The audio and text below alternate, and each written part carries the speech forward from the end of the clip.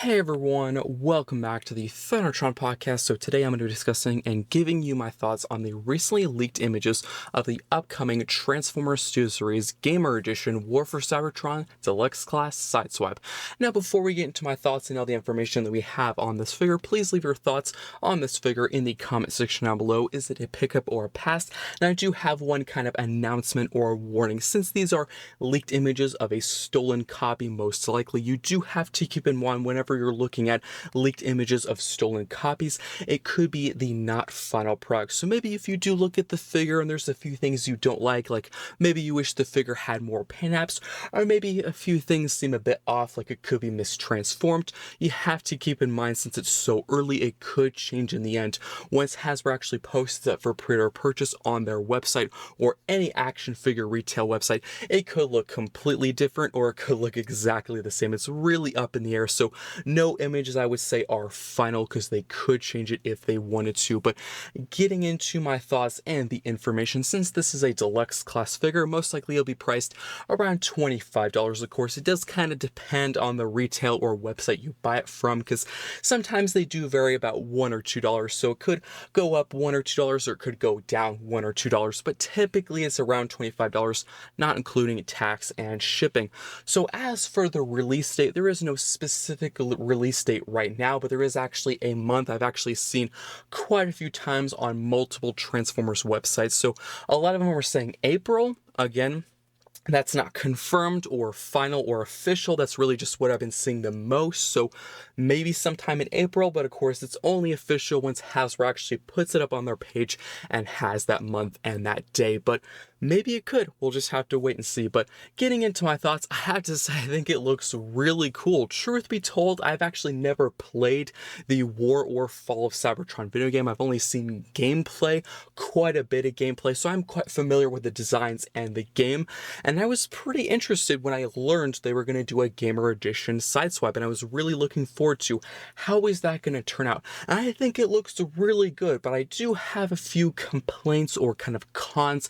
I'm actually going to start off with the problems that I have with the figure first, and then I'll get into the good things, because there's actually quite a few good things that I like about it. So one is the weapon. I think the sculpt work is really good, but definitely needs some paint. This really reminds me of the Gamer Edition Cliff Jumper and Bumblebee, because they were several really good weapons with those figures. I'm pretty sure both Deluxes came with three accessories. For Deluxe is pretty fantastic, but unfortunately all the weapons were that kind of unfinished dark gray color. Was really boring, but the sculpt work is amazing. So if they just added maybe a little bit of gunmetal gray, some silver, some red, it would have made the detailing and sculpt work really pop and more noticeable, because it's really just lost in all that boring gray color.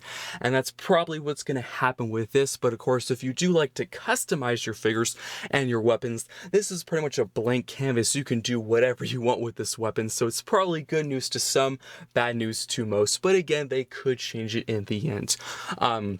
As for my complaints with the figure, I do think the proportions are definitely off, because if you do look at pretty much the top half of the figure, it is very bulky, very strong looking. He has really big beefy shoulders with the wheels. The chest actually sticks out quite a bit. He looks very strong. But if you do look at the legs, they seem very skinny and sleek, and it just seems off. Like the top half, he worked out a ton, but the bottom half, he did not work out his legs very much.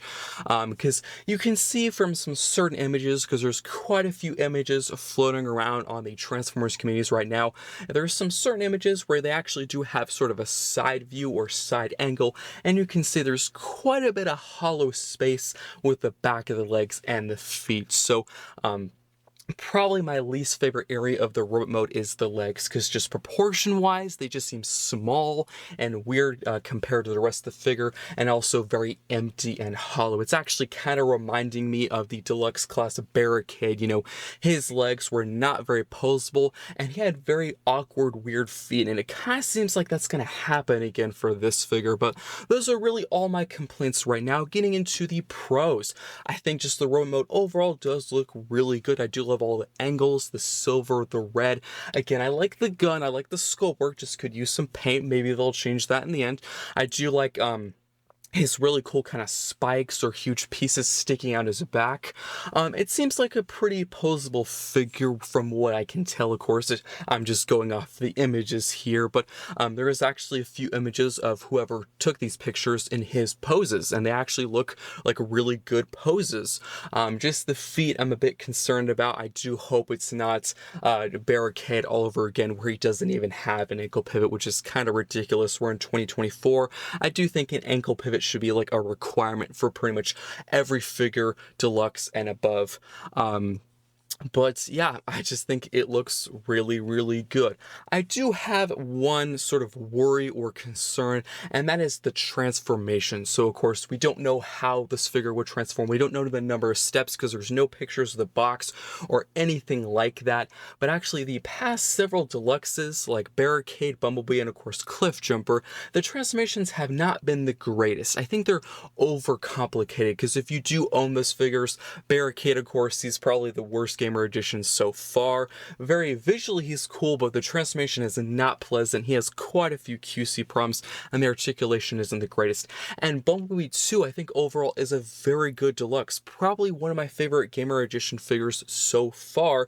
It's just there's a few areas and steps I think they tried to do too complex that actually kind of compromised the figure, because I did hear about quite a few breakage and QC problems with that figure as well. So I do hope that kind of running trend of the transformation for these gamer edition deluxes, hopefully that doesn't continue for this figure.